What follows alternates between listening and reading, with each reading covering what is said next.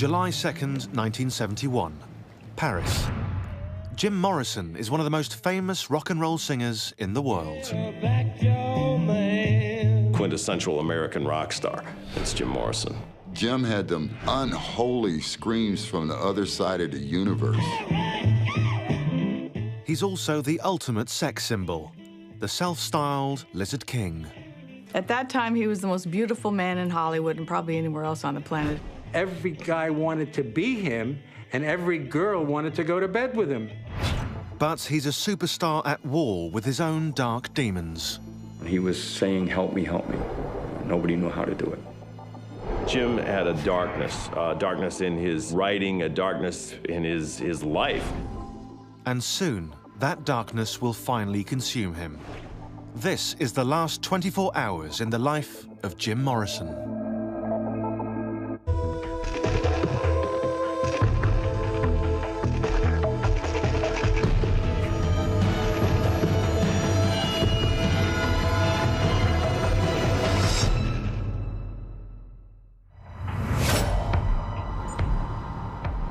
Paris, France, July 2nd, 1971.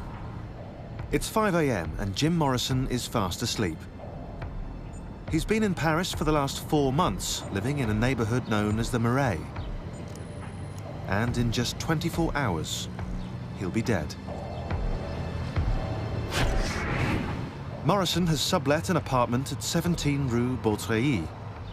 He currently shares it with Pamela Courson, who, for the last 5 years, has been his on-again, off-again girlfriend. Morrison has come here primarily to escape, both from the pressure of being a rock star and from the possibility of doing jail time in the US, where he's been charged with indecent exposure and public profanity. Jim Morrison is also in Paris in search of artistic inspiration. So when he went to Paris, it was the idea of here is a new place, a place for artists, a place I can work on my poetry. I mean, what better place to write poetry than in Paris? And I can explore new avenues of my thinking and, in his mind, I think, get himself together. Paris seems to have had a positive effect on Morrison. He looks healthier and happier than he has in years. But appearances are deceptive. Although he's only 27, years of drug and alcohol abuse have taken their toll. It's a far cry from 4 years earlier, in 1967, when a spry Jim Morrison, accompanied by his band The Doors, roared onto the music scene, determined to conquer the world. Their self-titled debut album was released and became the first of 7 consecutive gold albums recorded by the band. That first album reached #2 on the Billboard charts, putting The Doors in the same league as the Beatles and the Rolling Stones. Stylistically, The Doors were different from other bands in the California surf and folk rock scene. With their raunchy blues, they stuck out like a sore thumb, or more like a middle finger.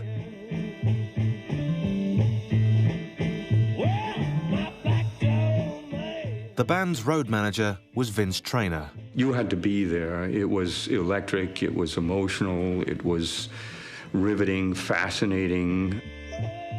The dynamics of a Doors performance simply swept you off your feet.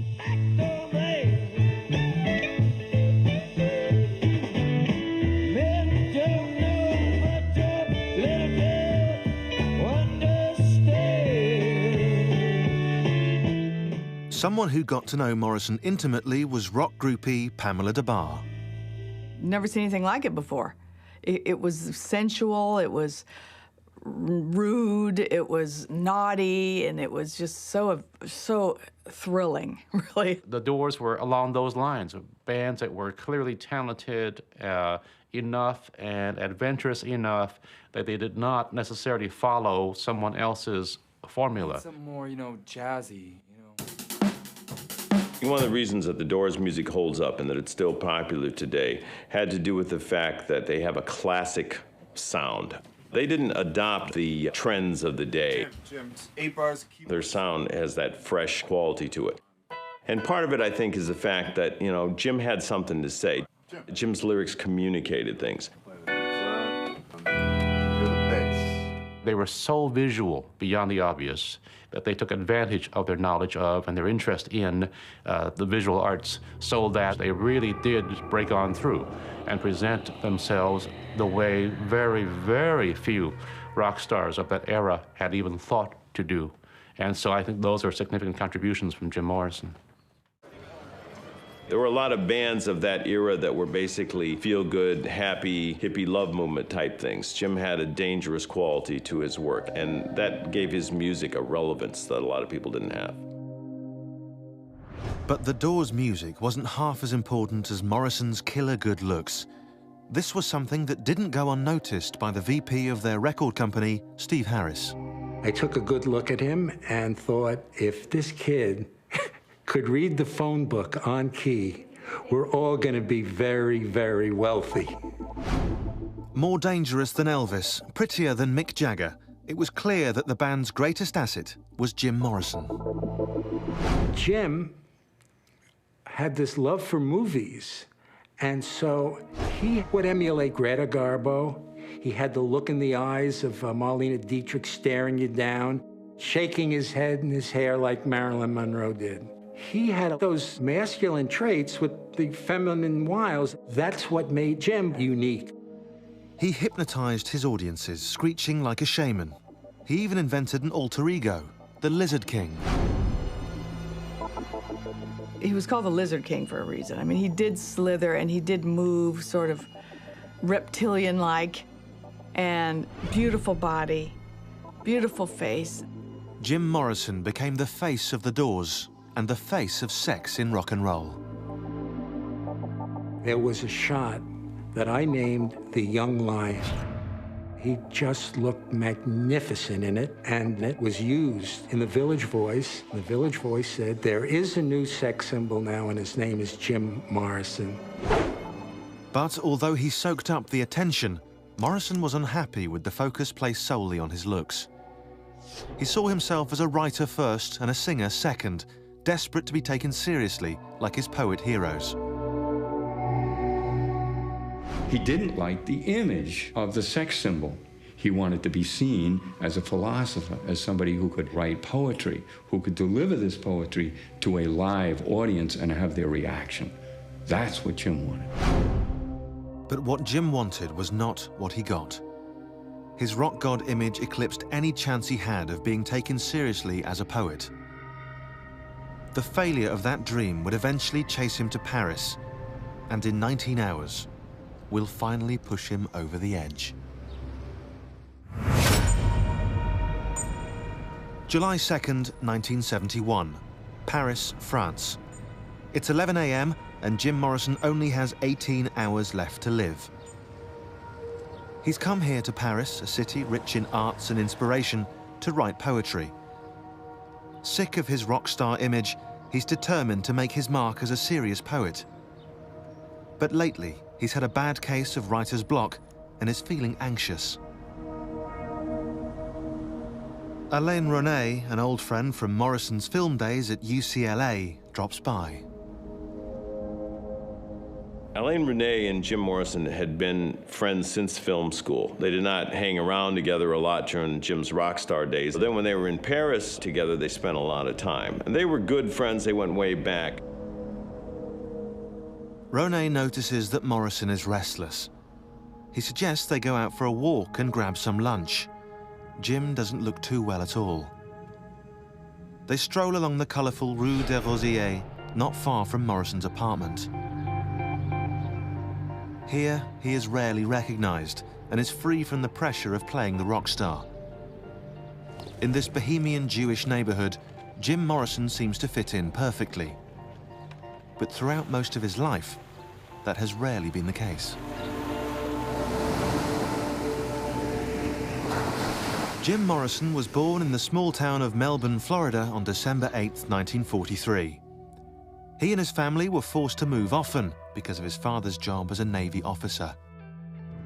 By the time he turned 16, Jim had already moved 9 times, making it difficult to make friends. Tandy Martin was Jim Morrison's high school sweetheart. Jim used to be in the basement of his house painting. And he stayed down there a lot, painting and writing, and we spent a lot of time down there. As a teenager, the bright student became more and more disruptive in school and at home.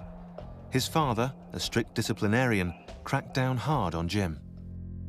His parents had no idea what to do with a kid like Jim. No idea. How could they? Nor could his straight-laced parents understand their son's fascination with the dark underbelly of literature. I think in the 8th grade, he had a copy of Allen Ginsberg's Howl. I mean, you have to put that into perspective. People weren't reading that stuff in the 8th grade. No way, or 9th grade or 10th grade. Jim was not like other people. He just wasn't like other people. It's the classic teenage angst. Kids growing up and saying, gee, the world is not all fluffy and nice the way mom and dad have been telling me. There's something dark, something sinister, something dangerous about it. And Jim reflected that in everything he did. At 19, Morrison's inability to fit in finally got him in trouble with the law. Some people just rebel because they don't really know what else to do. But Jim was an original, for good or ill.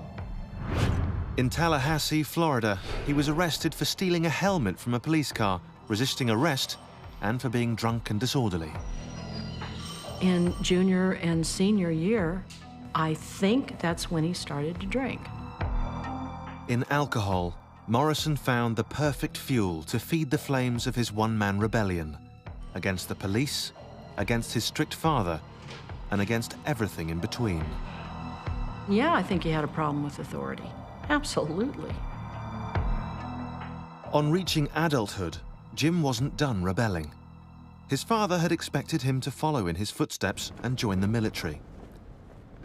Instead, in 1964, Jim headed to California and enrolled in UCLA's film program. So deep was the insult that after university, Jim and his father would never speak again. Jim often referred to his parents as being dead.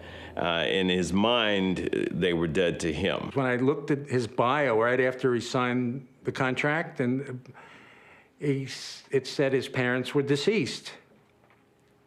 And so that's what I thought. But in 1967, Harris received a call from a woman claiming to be Jim's mother. He gave her the address of a hotel where her son was staying in New York City. Later, I told Jim what I did, and he said to me, Steve, do me a favor and just don't ever, ever do that again. I don't want to be in any contact with them at all. I think the fact that Jim was alienated from his family is reflected a lot in his writing. He writes from a position of being an alienated, lonely person. Strolling along with his friend Alain Ronay, Jim is momentarily distracted by a cut-glass Star of David dangling in a shop window. He decides to buy it for his girlfriend, Pamela Courson.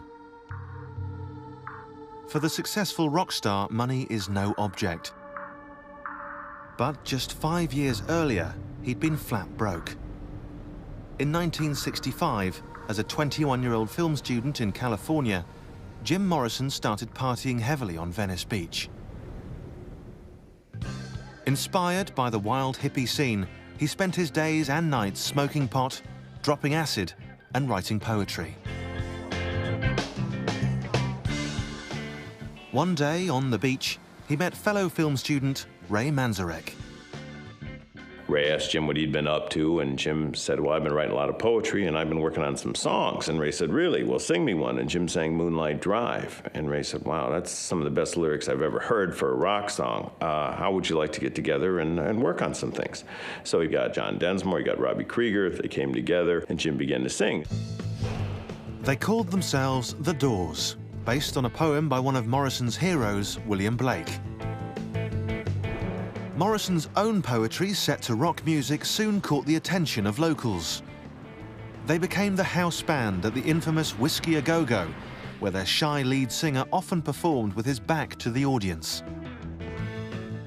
But that shyness soon gave way to Morrison's budding love affair with the Spotlight, and the Spotlight loved him right back. The press loved to write about him, and, you know, he was a good-looking guy. With Jim Morrison at the wheel, one rock critic dubbed the Doors the missionaries of apocalyptic sex. And Jim made sure he lived up to his sex god image, even backstage before a show with super groupie Pam DeBar. We found a loft of some kind where they were storing old lighting equipment and stuff. It was somewhere to make out. And I said, I'm making out with Jim Morrison. I'm making out with Jim Morrison. So we did that for a while. And it turned out that the show was starting. And he went, oh, okay. And he went scrambling down the ladder and running out onto the stage. The special attention given to Morrison began to create tension within the band. I think there was a little bit of resentment in that they were a unit in the way that they wrote, in the way they created. The songs were credited to all of them. But after a while, Jim got more and more and more of the attention. This idiot DJ in Los Angeles who began to talk about Jim Morrison and the Doors, as opposed to the Doors, whose lead singer was Jim Morrison. The Doors didn't like it, they tolerated it. Soon, even Jim Morrison would be unable to tolerate his own rock god image. He would run all the way to Paris to escape it, only to find peace at the ultimate price.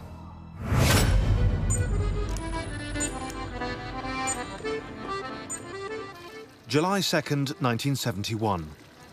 For the last 3 hours, Jim Morrison and his friend Alain René have been strolling through the streets of Paris. Throughout their walk, René has noticed that his friend appears shaky and unwell. Several times, Morrison breaks out in violent spasms and a bad case of the hiccups. The rock star, however, insists he's okay. But in less than 15 hours, he will be far from okay. Around 2 p.m., they reach Place des Vosges, the city's famous Renaissance square. René feels that a little food may help settle his friend. But throughout the afternoon, the hiccup attacks continue and seem to be getting worse. A life of excessive drinking has finally caught up with Morrison. The cracks have been showing for years, even in his earliest days with the Doors. Alcohol was his drug of choice. I mean, he did other drugs here and there, but mostly it was alcohol. One of the reasons that he would drink so much is because he liked the experience of not being in control and not worrying about it. Wasted and completely out of control, Morrison became increasingly destructive in the recording studio. The rest of the band were not amused. As the band's popularity soared, Morrison spent more and more time in bars. One of his drinking buddies was his bodyguard, Tony Funches. Barney's Beanery. Ha! That was the prototypical lunatic English roadie, two-fisted drinking bar, clown's den, madhouse that ever existed in L.A. But me and Jimbo managed to get ourselves 86 out of there. He was so staggeringly drunk, and you just didn't know what he was going to do. Rock and roll lifestyle. We were stinking drunk all the time. When every time he came into New York, we used to go to a bar around Columbus Circle. The bar was about 2 or 3 city blocks long with a mirror behind the entire bar. And Jim said to me, you know, I could take this bottle and throw it through that mirror and smash it, and I won't feel any remorse at all. Could you do that? And I said, no, I would feel remorse. Which led me to believe that somewhere in the background, there was a sociopath. There was one night at the whiskey, and he reached over and just whacked me across the face, just slapped me across the face for no reason at all. No reason. What happened is he would get stone drunk at the moment's notice. He had no warning, nothing leading up to that to let him know when it was coming on. He'd be fine, he'd be sober, he'd be articulate, and then he'd be wild and nuts. And part of that is an allergic reaction to alcohol, which is a documented thing that people have now, but they didn't know what it was then. If Jim were alive today and were performing the same way, everyone would say, Jim, you got to get into a program. You got to stop drinking. You got to take care of yourself. You got to go to a 12-step program. You got to go to a rehab. You're going to die if you continue this. Then it was, oh, you know, Jim, he drinks too much. People don't want to think about this or remember this, but he was almost a pariah at one point in Hollywood. Yeah, he would say, oh God, here comes Jim Morrison. And I remember one night too, coming out of the whiskey, and this was pretty typical. He was laying on the ground in the gutter in front of the whiskey, like, you know, trying to go to sleep. And there were people, you know, sometimes people would come along who weren't strip regulars and go, whoa, and that's Jim Morrison, and they'd try to help him, you know, and he didn't want to know. Morrison's heavy drinking was getting more dark and more violent. It was also directly affecting the Doors' live shows. During 1969, the performances degraded steadily. The alcohol became more prevalent, the singing became less dynamic, the shows lost their vigor, lost a lot of their sparkle. As a band, the Doors had a problem. Not only was their singer stealing all the headlines, he was now sabotaging their live shows. It's too damn bad that he couldn't keep his act together, because when he was good, he was excellent. And when he was bad, he was terrible. Yeah, what are all these people doing? Oh, I hate people.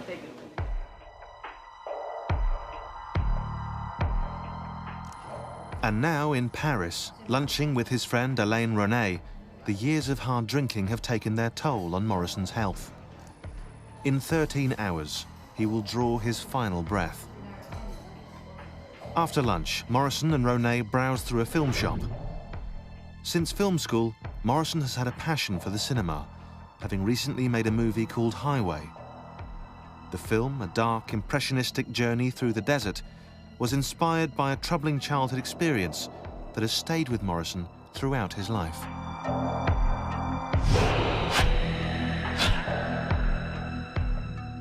A key event in Jim's childhood, and in fact the thing he referred to as the event that shaped him, occurred when he was 4 years old. The family was driving between Albuquerque and Santa Fe, and they came upon this horrific accident. A truckload of Indian workers had overturned, and Indians were dead all over the highway. Morrison believed that the spirit of one of those Indians, a shaman, entered his own soul and stayed there. He claimed it affected his writing. He claimed it affected the way he did the concerts, that there was always this soul, this Indian shaman, pushing him to these experiences.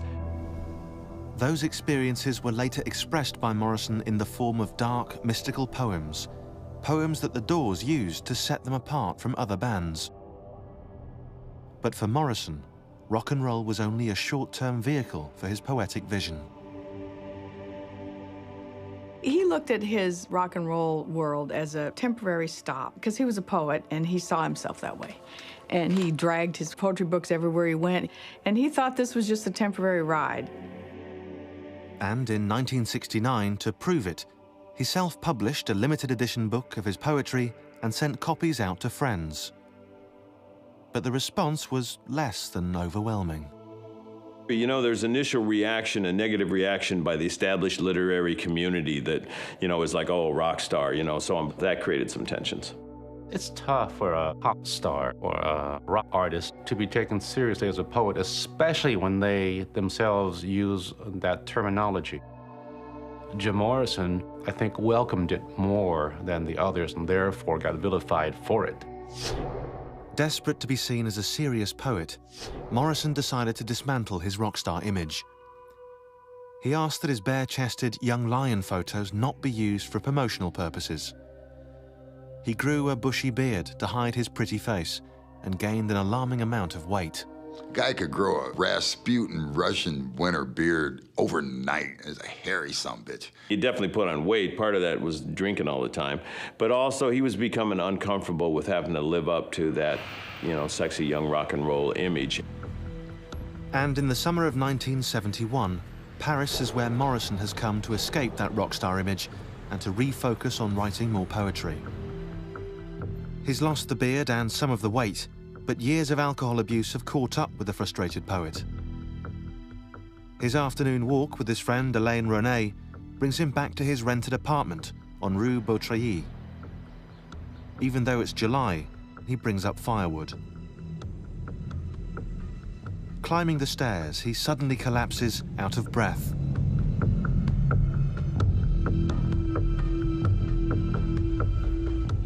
Jim Morrison is only 27, but he suffers the aches and pains of a man several times his age. And soon, the pain will end. He has less than 12 hours left to live.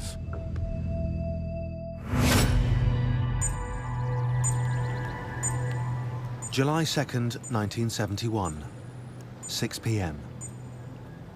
For the past 4 months, Jim Morrison has been hiding out in a rented apartment in Paris, on the run from his rock idol image and trying to establish himself as a serious poet.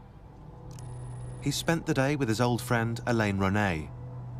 It will be the last day they ever spend together. In 11 hours, Jim Morrison will be dead. When René tells Morrison that he has to leave for a dinner engagement, the singer begs him to go out with him for one more drink. Morrison may have turned his back on his public, but he's not ready to be entirely left alone. You know, there's a great quote about fame that says, it's not satisfying, but it's addictive. And that's true. What happens is you get used to that attention. Jim was very used to that attention. So in Paris, not having as much of it, I'm sure there was a little bit of loneliness, a little bit of isolation. But in 1969, as a member of The Doors, Jim Morrison was still very much the center of attention, in all the wrong ways.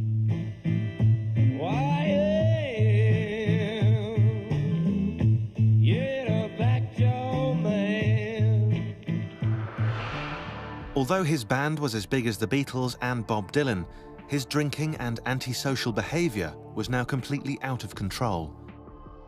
It drove a wedge between him and the other members of The Doors. But instead of toning down his wild ways, Cigarette? He blamed his problems on his rock god image, manufactured for his fans. And on one particularly hot night in Miami in 1969, Morrison crossed another line, this time driving a wedge between himself and the people that had made him a star, his public. Jim had been drinking. He had seen the stage performance in Los Angeles the night before where the whole cast was nude, and I think he decided to test some limits. As if to mock his sexy image, Morrison removed his shirt, threatening next to take off his trousers. Now Ray, knowing Jim's unpredictability, knowing that Jim had been drinking, said to me, "Vince, don't let Jim take his pants off." I put my fingers in his belt loops and I put my arms against my hips and lifted. In fact, it's a wonder his voice didn't go up an octave.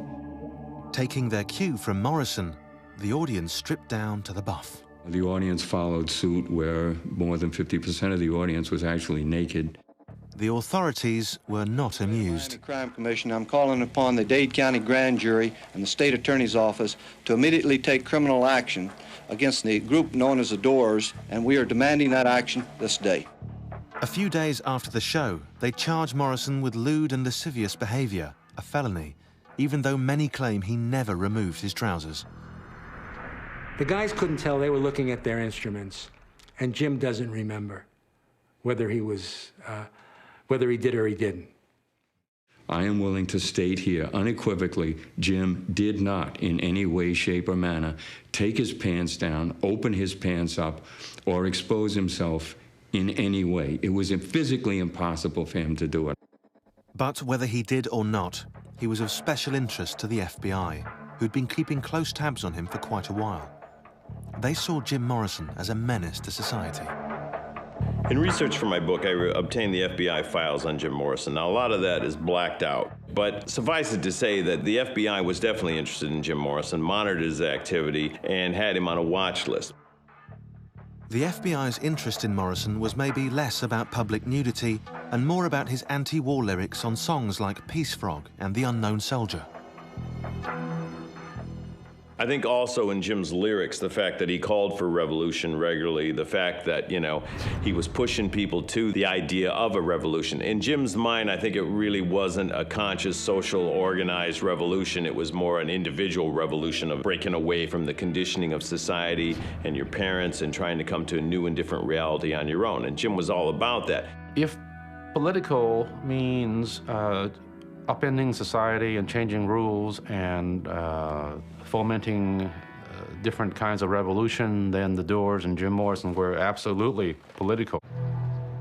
But in July 1971, as a rock and roll exile in Paris, Jim Morrison seems hardly a threat to anyone but himself. As he drinks with Elaine Renee near Place de la Bastille, an enduring symbol of the French Revolution, the only rebellion brewing is the one that's violently raging through Morrison's body. His attacks suggest he's suffering from acute respiratory distress.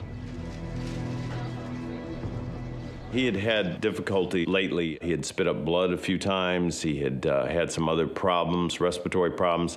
Some of this went back to an injury he had jumping out the window at the Chateau Marmot in L.A. and doing a Tarzan act off a drain pipe and then falling and smashing off the shed of the place and injuring himself. Morrison should be looked after in a hospital. Instead, he's busy ordering yet another beer. His friend, Elaine Renee, announces that he has to leave to meet a friend. They will never see one another again. In just 10 hours, Jim Morrison will dabble in more than just alcohol, and it will cost him his life.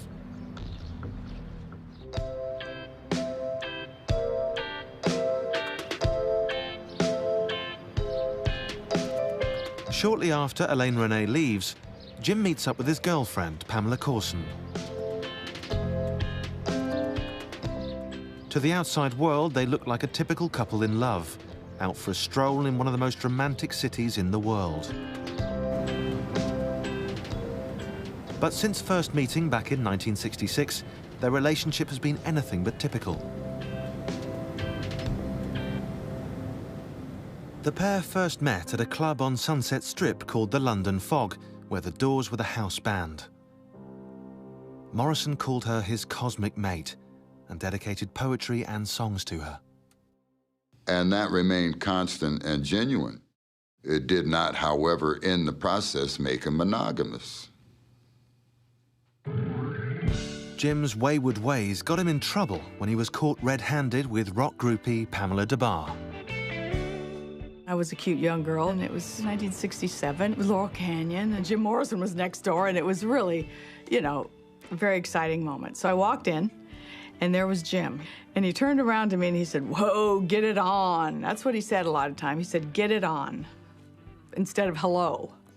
And so I was like naked there on his floor, and he was leaning over me. And just as that was going on, Pam walked in. She has good timing. So she promptly kicked me out. Beautiful and strong-willed, Pamela Courson didn't take Morrison's infidelity lying down. Their fights were the stuff of legend. Their relationship was very wild, tempestuous. They pushed off against each other. There was a lot of, wild fights and things like that. To buffer the fighting, they kept separate homes. Morrison stayed at a motel near the Doors' headquarters, while Pam lived at a house on Laurel Canyon, immortalized in the Doors' song Love Street. In their own strange way, they had found love. And I don't think they ever really thought about being with somebody else on a permanent basis. I think that, they knew that they were the love of each other's lives, and they would always come back together. But for all the comfort that Pamela brought her boyfriend, she had her own demons. A nasty addiction to heroin, for one. Many thought her unstable and a bad influence on an already troubled Jim Morrison. She was a junkie. In fact, was the cause of a lot of stress and fighting and arguing with Jim and a lot of his drinking. She was probably the worst influence on his life.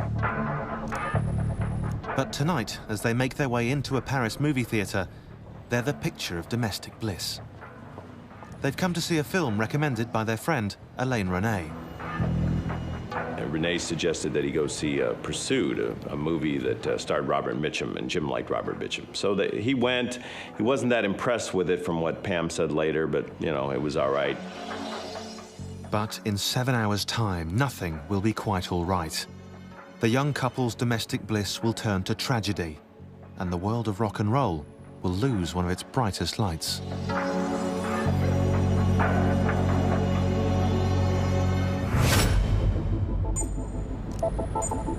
July 3rd, 1971, 1 a.m. For the last 4 months, rock star Jim Morrison has called Paris home. He's come here to write and to rest, but his stay has been anything but restful. He's made himself increasingly sick by indulging in a steady diet of whiskey and beer. And tonight, in his apartment with his cosmic mate Pamela Courson, he decides to go even further. He takes heroin.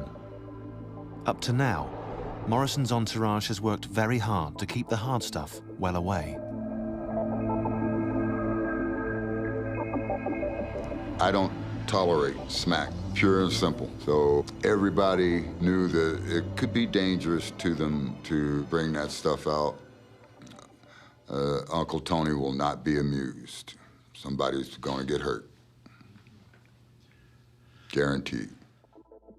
But tonight, Uncle Tony is thousands of miles away, and no one's there to look out for Jim.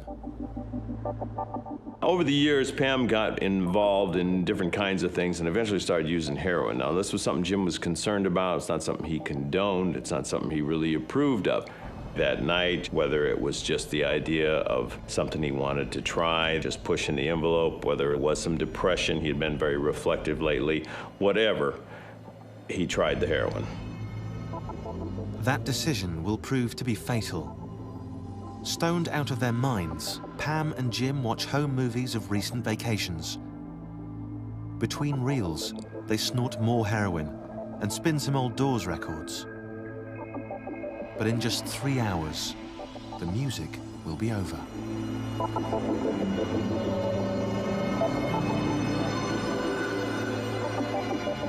Before his exile to Paris, Morrison had been forced to face a different kind of music, felony charges stemming from the Miami concert.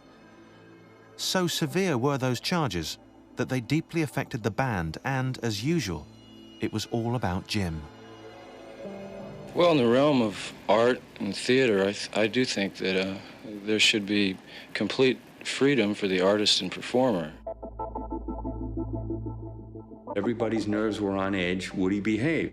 In many places, police were there with a warrant for Jim's arrest. In fact, for the arrest of the whole group, if he so much sneezed the wrong way.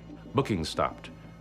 Concert promoters no longer wanted to have them because of the fear of arrests and lawsuits and violence and mayhem and breaking obscenity laws.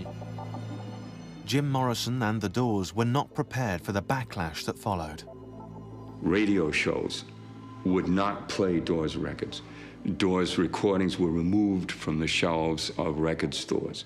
We were absolutely banned from all public media. Once the darling of the press, Jim Morrison became public enemy #1. He was ridiculed by Rolling Stone magazine with a wanted poster that called the Miami concert Jim's organ recital. When people started looking at him as a drunken fool, that devastated him. Basically, you know, Jim wanted to be wild and crazy on stage. He did not want to be seen as a fool. But worse was to come. In September 1970, after awaiting trial for nearly 2 years, James Douglas Morrison was found guilty and sentenced to 60 days hard labor for profanity and 6 months hard labor for indecent exposure. Allowed to remain free on bail pending an appeal, Morrison, the free-spirited bohemian, was terrified of doing time. In his darkest hour, he became increasingly obsessed with his own mortality. Then when Jimi Hendrix and Janis Joplin died, Jim began to go around and say he was number 3. Jim was always saying things like that. On July 3rd, 1971, in his apartment in Paris, Jim Morrison is well on his way to becoming the next rock and roll casualty. At 3:30 a.m., after passing out on the couch from too much heroin, his girlfriend, Pamela Courson, wakes up to find him struggling to breathe. She manages to rouse him. She wants to call a doctor, but Morrison refuses. Pamela, still high from the heroin, goes off to bed. Jim Morrison isn't ready to join her quite yet. Instead, he heads to the washroom where he draws himself a hot bath. it will be the last thing he ever does.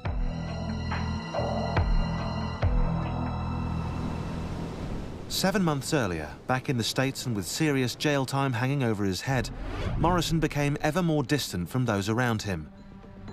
In concert, he was barely able to perform. In December 1970, on stage in New Orleans, the Lizard King completely fell apart. He stood up, picked up the microphone, stand, and proceeded to smash it through the floor, literally smash a hole in the floor. He then walked off the side of the stage right, went up to the dressing room. That was the end of it. For years, the other members had put up with Morrison's antics, but this time he'd gone too far. Drummer John Densmore had seen enough. John tossed his sticks on the floor and said, "That's it, never again." The decision was, we will never perform in public again. We will never go on stage again. But while they'd never play together live again, the Doors continued to record. They began work on their sixth album, LA Woman. But recording alone was not enough for Jim. He lived on performing. How else could he get the word out about what he thought if he didn't tour? How else was he going to get his message across? How else was he going to be able to bring the gospel of St. Jim to the crowd? I think he began to think, well, I've got to get my life together. Maybe going to Paris, I can come up with some new things. I can define myself more as a poet. I can get away from the things causing me trouble, and I'll start anew. But if Morrison's move to Paris was the beginning of anything, it was the beginning of the end. At 4 a.m. on July 3rd, 1971, his girlfriend, Pamela Courson, wakes to the sound of Morrison throwing up in the washroom. Sick to his stomach, he's throwing up blood. Again, Morrison refuses to call a doctor. When his nausea finally passes, he tells her to go back to bed, that he will soon join her. But he never quite makes it. Instead, Jim Morrison slips quietly into unconsciousness.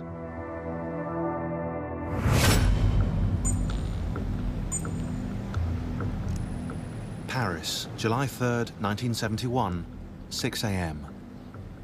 As the city slowly comes to life, Pamela Courson suddenly wakes up. The night before, she and her boyfriend, Jim Morrison, partied the night away, snorting heroin. And now, she wonders why he never made it back to bed. She finds him passed out in the bathtub. His nose and mouth are crusted with blood. She tries to wake him, but he doesn't move. And at first, she thought he might be joking around with her because he did stuff like this all the time. So she stayed in there and watched, and he didn't move. He didn't move. Because she can't speak French fluently, she feels unable to call an ambulance. Instead, she phones Jim's best friend in Paris, Alain René, and asks him to call one for her.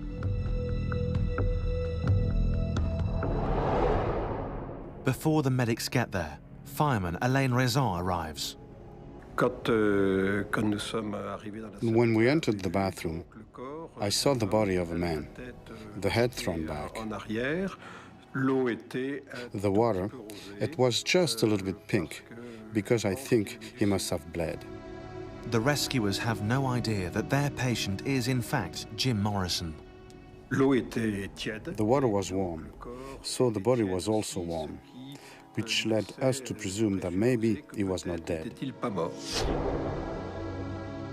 They rush Morrison's still warm body out of the tub to discover he's only warm because of the tepid bathwater.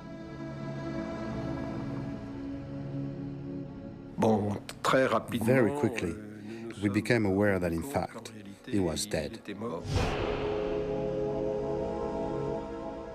The time of death is estimated at around 5 a.m. The death certificate states that he died of apparent heart failure. Citing no foul play, the authorities see no reason for an investigation or to order an autopsy. Jim Morrison, one of the most important singers of his era, is dead at 27.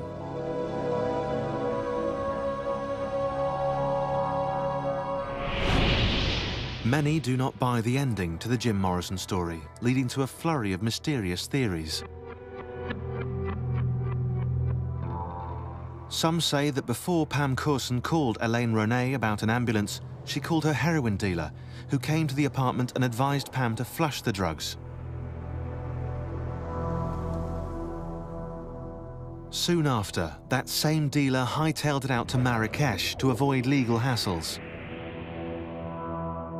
Others say that Jim had been out partying the night before he died at a Paris nightclub, where he OD'd in their bathroom.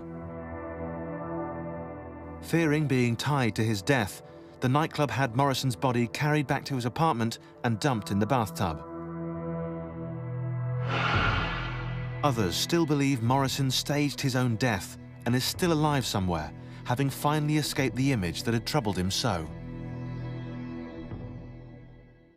You know, there's all this talk about Jim faking his own death, and he promoted those rumors because he talked about doing it, because Rimbaud had done that and had disappeared and wrote his great works, you know, up to when he was 18, 19, and then disappeared into Africa, and that's what Jim Morrison talked about doing. I always thought the real testimony to his mystique was the fact that so many people believed maybe he hadn't really died.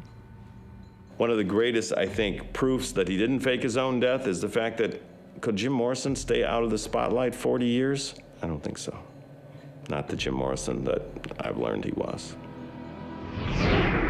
Jim Morrison is buried in Père Lachaise Cemetery in Paris, not far from Henri de Balzac, Marcel Proust, and Oscar Wilde. Every year, thousands of fans continue to visit his gravesite.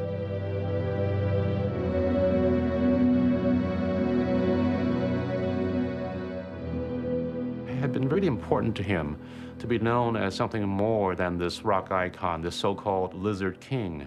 And I wrote the obituary at Rolling Stone.